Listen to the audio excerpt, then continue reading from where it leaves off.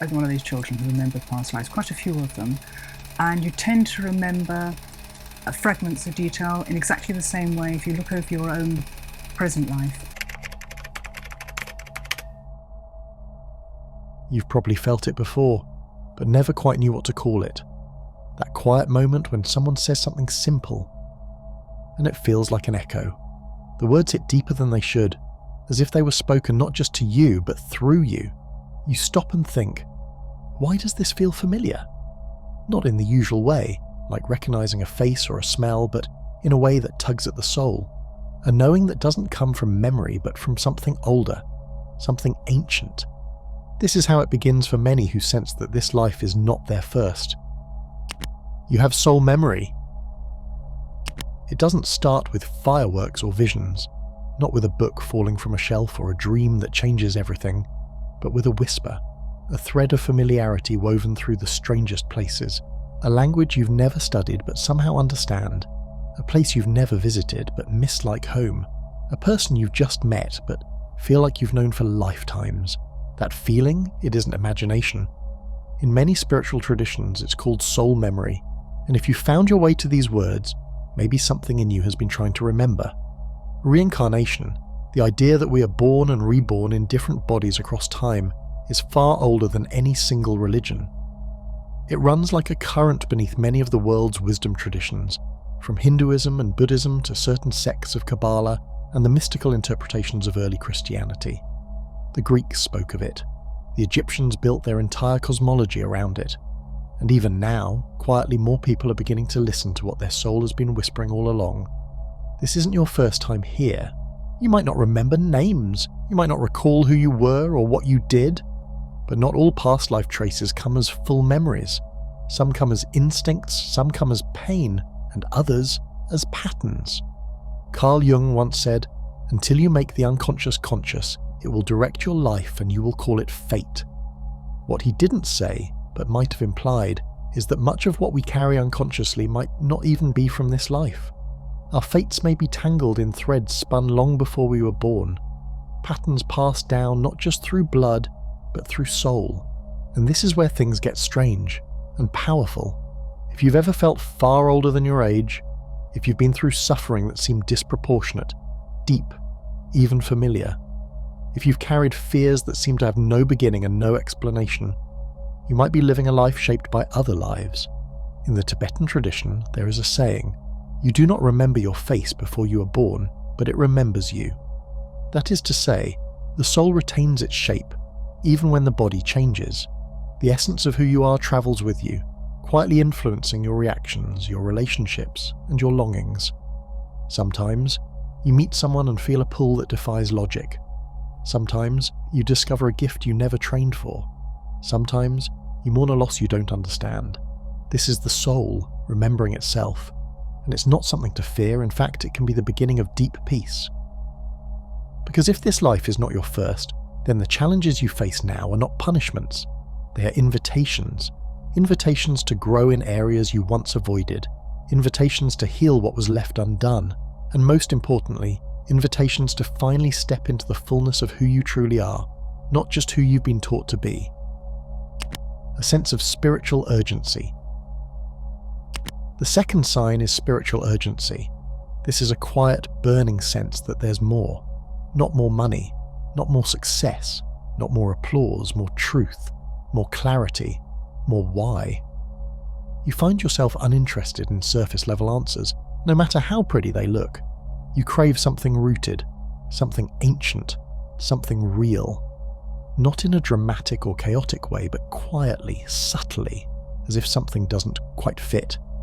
You go through your day, say the right words, play the part, but underneath it all, a quiet voice keeps asking, is this it? That inner voice, the one you've tried to silence or reason away, is not boredom. It's not discontent, it's something older, something deeper. It's the pulse of the soul urging you to remember. For some, this spiritual urgency comes in childhood, an early sense of wonder or sadness or questioning that never really left. For others, it arrives suddenly, often after a loss, a heartbreak, or a shift in identity. It cracks through the distractions and demands of the world like sunlight through old stone. You stop caring about what you're supposed to want, and you start asking, what does my soul actually need? This hunger for meaning is not the sign of someone lost, it's the sign of someone beginning to remember. So when you ask deep questions, when you seek truth like water, you're not too intense. You're not overthinking. You're following a thread that was laid out long before this lifetime began.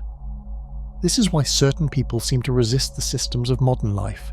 It's not rebellion, it's recognition. Their soul knows that this story, the one about consumption, competition, endless striving, isn't the real story.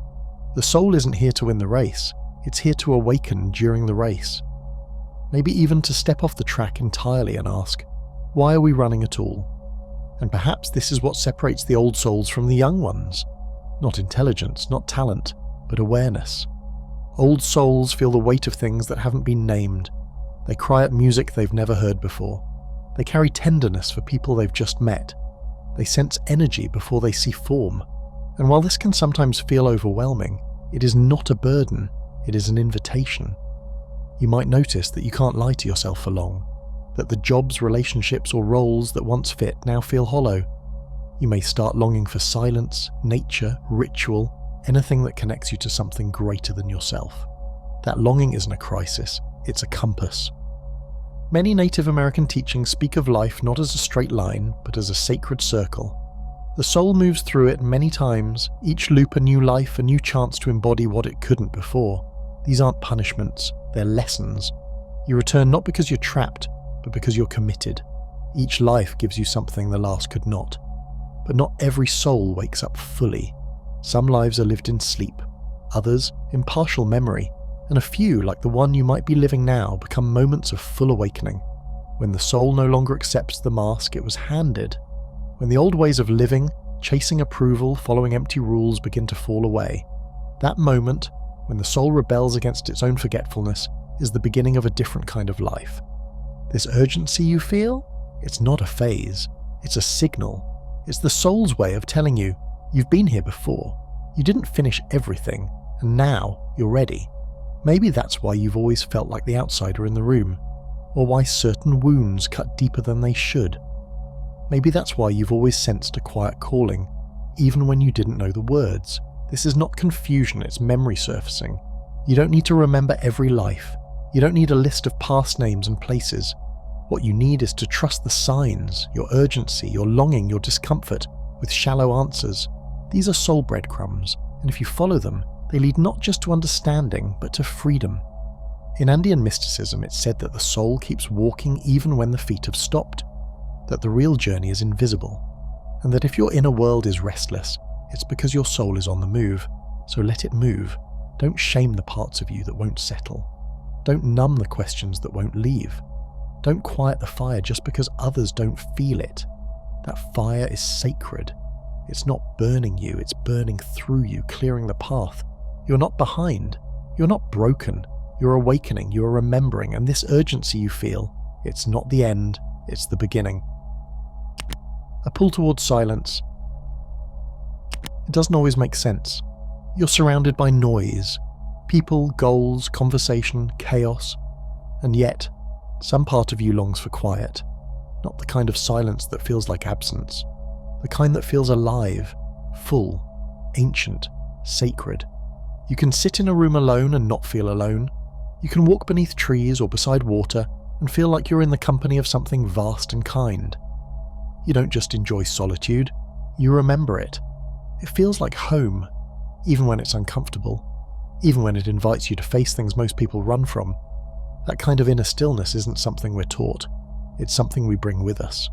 In Eastern traditions, especially in Advaita Vedanta and certain schools of Buddhism, silence is not just a break from sound, it's a return to source.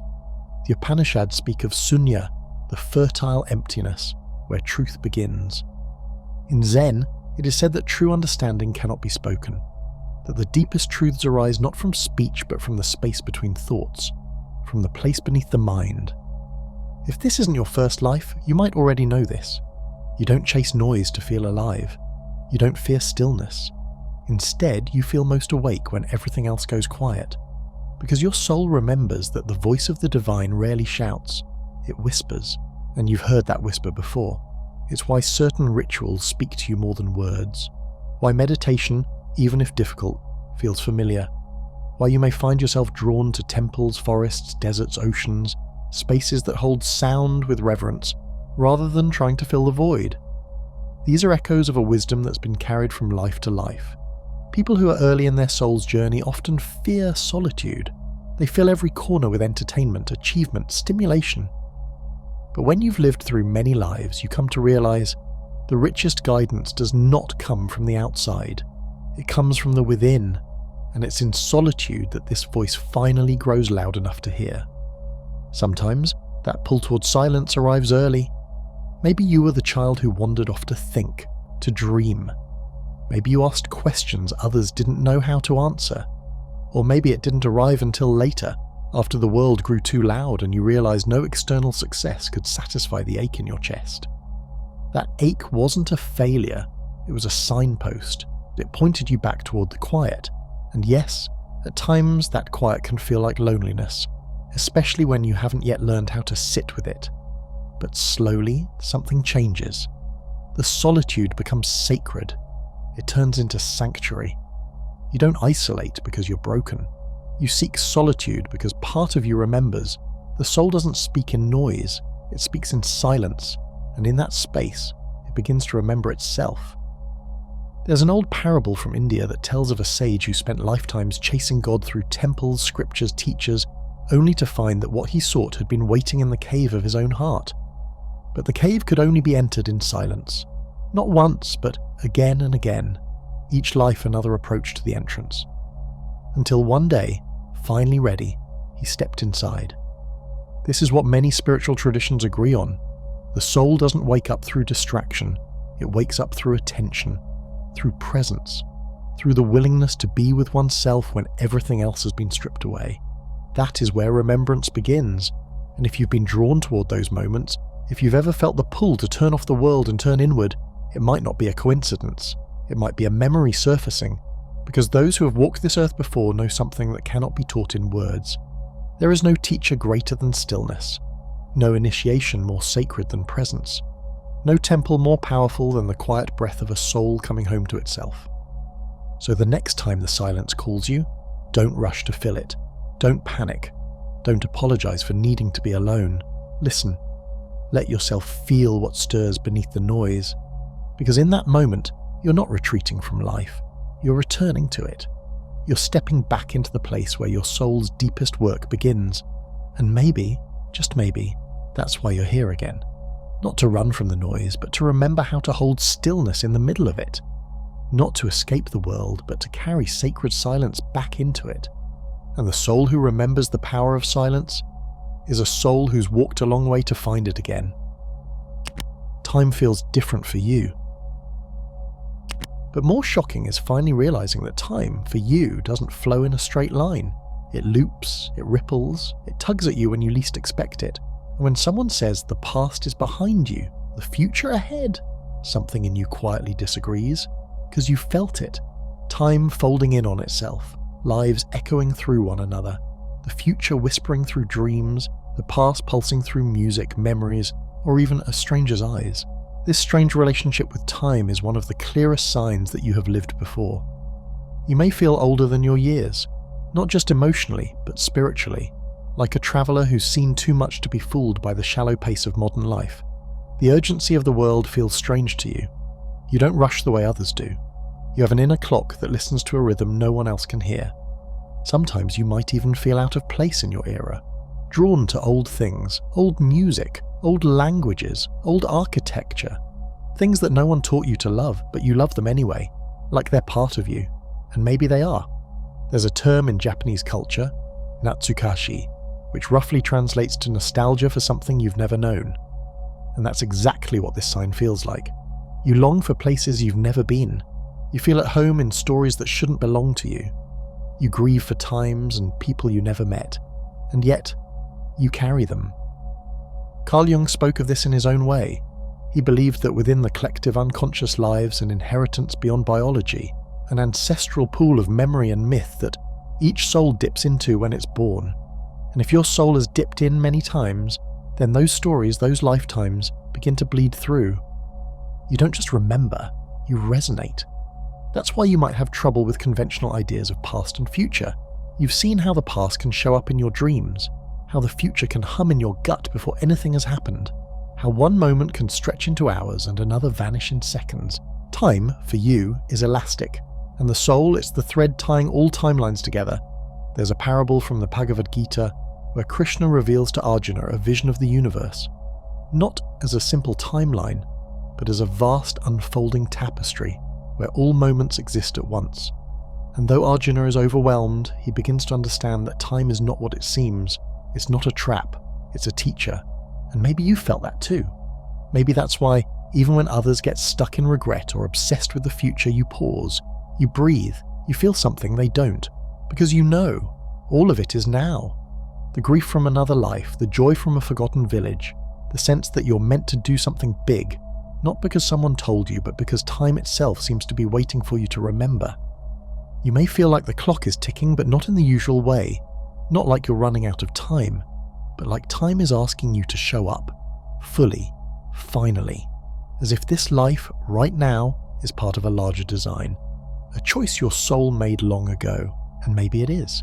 So if you've ever felt like you were ahead of your time, or behind it, or floating somewhere in between, this could be why. You're not imagining it. Time moves differently when you've danced with it before, and maybe this is the lifetime when you stop running from that truth and start walking in rhythm with it. Because every moment you live now, it ripples across lifetimes. You've faced the dark before. Know that not everyone survives their hardest moments with wisdom in their hands, but somehow you did. You've been in places, emotionally, spiritually, maybe even physically, where it felt like the light had disappeared, where meaning vanished, where nothing made sense. But instead of breaking, something inside you stirred.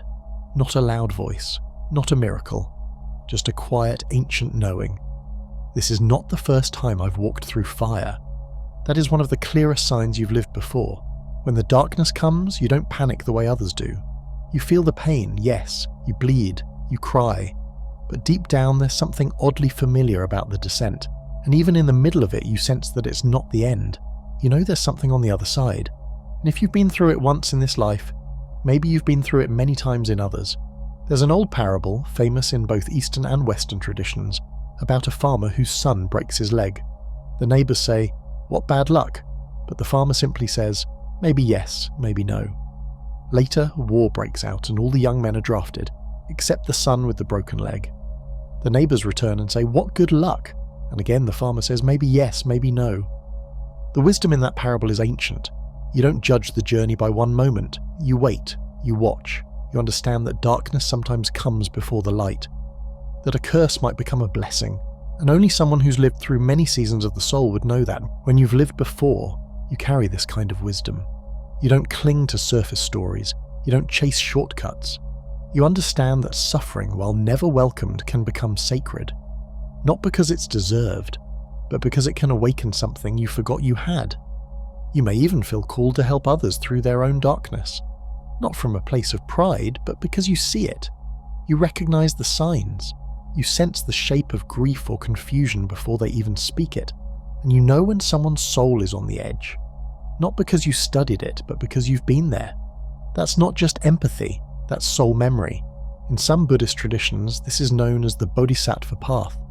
The choice to return, lifetime after lifetime, to help others reach the other side of their suffering. These are souls who could have moved on, but didn't. Not yet. They chose to stay in the cycle, not as victims, but as guides. And maybe you've been doing that longer than you think. This sign doesn't mean your life has been filled with pain. It simply means you've encountered the dark and somehow carried the light back with you. Even if your hands shook, even if you had to crawl, you returned with wisdom, with kindness, with eyes that now look for meaning, not just escape. And here's what sets you apart. You're not afraid of people's pain. You can sit with it, hold space for it. Not because it's easy, but because it feels like part of why you're here. You're not here to avoid suffering. You're here to transform it. Not into false positivity or spiritual performance, but into the quiet courage of a soul that remembers what most have forgotten. That the descent is part of the path. that the fall holds medicine, that sometimes breaking is just another word for opening. So if you've ever wondered why you've been through so much, or why you seem to feel things more deeply than others, this might be why. You've faced the dark before, and this time maybe you came not just to survive it, but to light the way for others. Timeless relationships. And speaking of others, there's a belief in Hindu philosophy that souls reincarnate not in isolation, but in clusters. We travel in soul groups, families, lovers, rivals, teachers, students, interweaving across lifetimes to help one another grow, sometimes with love, sometimes through conflict, but always toward evolution. This feeling, this soul-level familiarity, may be one of the clearest signs that this is not your first time here. Because while bodies are new, souls are not, and sometimes, when the timing is right, two souls find each other again. That friend you met and immediately trusted? That partner who made your heart ache with both joy and sorrow? That child who seemed to look at you with ancient eyes? These aren't coincidences. They are reunions. Some people call them soulmates. Others speak of twin flames, karmic bonds, or spiritual contracts. But beneath the terms is one undeniable truth. Certain people are meant to cross your path. Not for comfort necessarily, but for awakening. These timeless relationships often come with intensity. You may feel as if your emotions are too strong, too fast. There may be instant trust or deep resistance. You might be pulled to someone who mirrors your wounds, challenges your ego, or shows you the parts of yourself you've avoided. And while it might not make logical sense, your soul remembers, it leans in. Because this isn't your first encounter, and it may not be your last. In many indigenous Latin American traditions, especially those held by the Quiché Maya and the Andean Quero elders, life is not linear, it is circular. They speak of Aini, sacred reciprocity, as something that stretches across lifetimes. What you give now, you may receive in another time. What is unresolved now may return, not as punishment, but as invitation. People are not just roles, they are reflections, mirrors of who you once were, and who you still have the chance to become. So what does this mean for your life now? It means that certain relationships, especially the ones that stir something deep and unexplainable in you, are part of something far older than this life.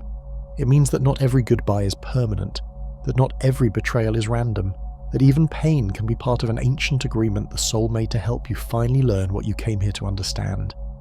And it means that love, real soul love, doesn't start when you meet someone. It starts long before, perhaps centuries before, and when the soul is ready, the bond is reawakened. This isn't about holding on to everyone you feel connected to. Some reunions are brief. Some are only meant to show you a truth and then let you go. But even that letting go has purpose, because the soul doesn't measure connection by time, it measures it by depth. You may have already noticed how you can look back and feel more changed by a 6-week connection than a 6-year one. That's not a flaw in your logic. It's evidence of an older story, one that was simply picking up where it left off. So when you feel that spark of recognition, don't rush to define it. Don't try to mould it into what society says it should be. Sit with it. Honour it.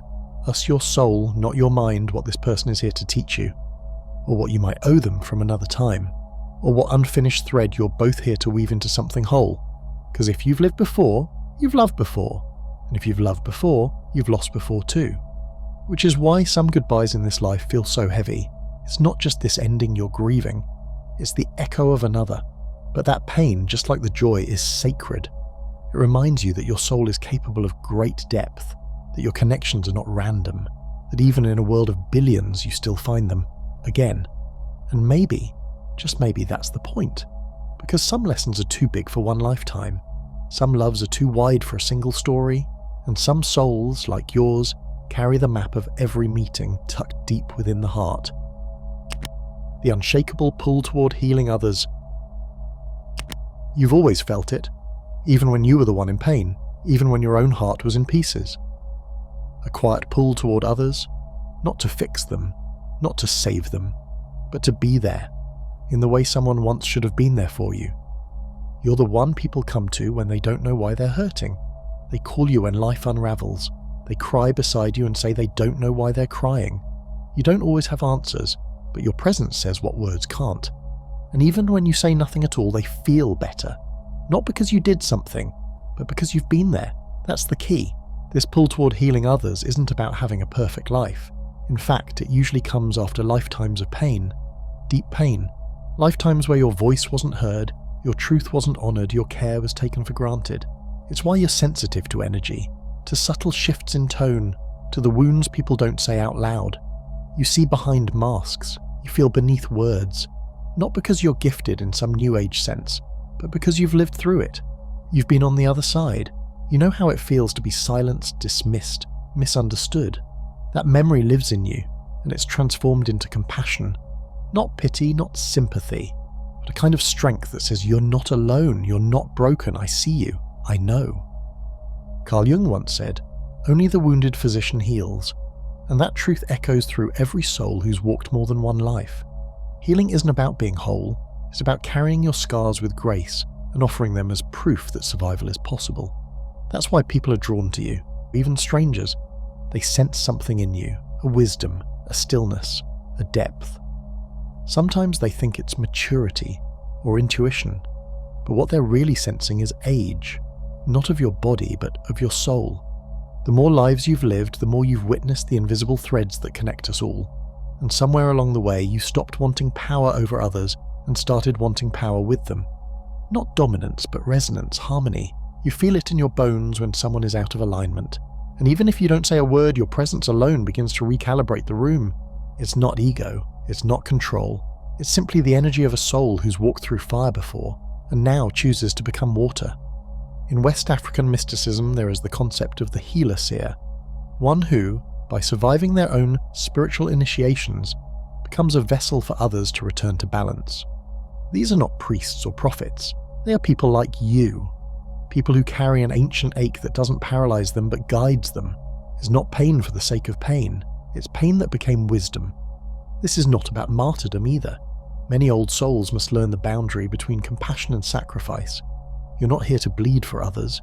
You're here to light the path with them, to offer the lantern, not to carry them. And that's part of your lesson in this life. You might have spent lifetimes overgiving, overextending, being the one who always held space while no one held you. This time the healing includes you, but still, the pull remains, to listen, to guide, to reach out when everyone else walks away, not because you're perfect, but because you remember, not with your mind, but with your soul. You know that pain is not the end, it's a passage. And if you can be a steady hand for someone else walking through it, then all the lifetimes before this one weren't in vain. So if you feel this pull, this quiet urgency to help others rise even when you're still learning how to stand, know this. It's not weakness, it's not naivety. It's one of the clearest signs that this is not your first life. You've helped before, you're helping again, and the world is better for it. A deep discomfort with falsehood. More importantly, even when others seem fine with pretending, you can't. Even when it would be easier to go along with the crowd, you don't. Not because you want to rebel, but because something inside you knows what it feels like to betray yourself. And you promise never to do that again. Some people can go through life ignoring the lie, smiling politely when things don't make sense, agreeing with what they're told even when it doesn't sit right, but you're not one of them. You feel it in your skin, in your breath, in your bones, when something is out of alignment. This is not just stubbornness, it's soul memory. It's the echo of lives where truth was silenced, twisted, or punished, and you lived through it. Maybe you were the one who told the truth too soon, or the one who stayed quiet when it mattered most. Either way, the consequence stuck to your soul, and now, in this life, you can feel it the second something rings false. A person's words, a spiritual teaching, a relationship, a job, a path that claims to be light but smells like smoke. You sense it before the mask slips, you see it before it collapses, and that knowing lives not in your logic but in your body. In Taoist thought, the Te, the inner virtue, guides a person toward their unique alignment with the Tao, the way. When you're not aligned, your Te falters, your energy distorts, you feel off. The longer you ignore it, the heavier life becomes, but for the old soul, that distortion is nearly unbearable. Because you've lived through distortion before. In ancient times, certain mystics believed the soul had a natural compass, a memory of truth that could not be erased, only forgotten. They called it the inner law, or dharma. When followed, it brings peace. When betrayed, it brings sorrow that no outer success can erase. That's what happens when you try to fake a life that doesn't fit you. It's not just burnout, it's grief, a kind of homesickness. Not for a place, but for a way of being. One where truth is lived, not hidden. One where words mean what they say and hearts beat in rhythm with integrity. You remember that kind of world, not because you read it in a book, but because you helped build it once. And maybe it was lost, or torn down, or maybe you lost yourself in it. But either way, your soul never forgot. That's why it stings so sharply when people lie to themselves, or to each other. That's why your body tightens in rooms filled with pretense. That's why you've walked away from things that made no sense to others, but made perfect sense to your soul. You don't need to understand why you can't play along, you just need to honour it. Because every time you do, you restore a piece of that inner compass. You say, I trust what I feel, even if no one else sees it. And in that moment, your past lives breathe a little easier, because they've been waiting for you to listen. Carl Jung called this the individuation process, becoming who you truly are, not what the world shaped you to be. And it always begins with saying no to the lie. Even if the lie is cozy, even if the lie is popular, even if the lie once felt like home, you leave it behind because truth calls louder, not in shouts but in silence, in the ache that says, this isn't it, in the sigh of relief when you finally stop pretending, in the way your soul begins to settle when your actions match your inner knowing. That's how you know you've walked this path before. That's how you know this isn't your first life. You've seen what untruth creates. You've lived the cost of denying your voice. And now, even when you're scared, you choose differently. Not perfectly, but intentionally. You stop apologizing for seeing what others don't. You stop shrinking to fit what feels wrong, and instead you begin to carry the light of truth.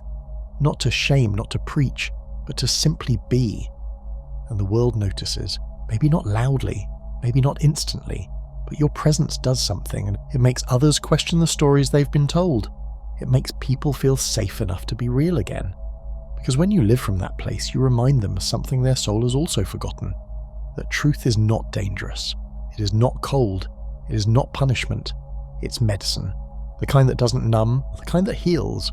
And if you've been drawn to truth your whole life, if you've been allergic to fake smiles, false promises, or hollow ambitions, know this. You're not difficult. You're not too sensitive. You're remembering. Because truth doesn't just set you free, it brings you home. You've already dreamed of your death. The last sign of all is the one no one talks about. The one people dismiss as strange or too dark or just a dream. But for old souls who have walked this path more than once, death becomes familiar. Not because you want it, but because you've met it before, over and over. And some part of you still carries the shape of that meeting. In Tibetan Buddhism, they say that the moment of death leaves an imprint on the soul, one that can echo into the next incarnation. Especially if the death was sudden, or violent, or filled with unresolved emotion. That imprint, they say, is like a scar made of light. It doesn't vanish, it waits, and sometimes in a dream it returns. That's why some people wake up from a fall and know they didn't hit the ground in this life. Why others have a recurring image of drowning or burning or disappearing in silence, not from trauma in this life, but from another. A soul memory bursting through the veil. And here's the strange part. It's not always terrifying. Sometimes those dreams carry peace, stillness, a soft knowing, as if the soul is saying this is how it ended, and how something new began. Because for those who've lived before, death is not the enemy. It's a transition point, a threshold, the end of one thread and the beginning of another. That's why you're not afraid the way others are. You might say you're afraid of death, but when it stares you in the face, something deeper kicks in.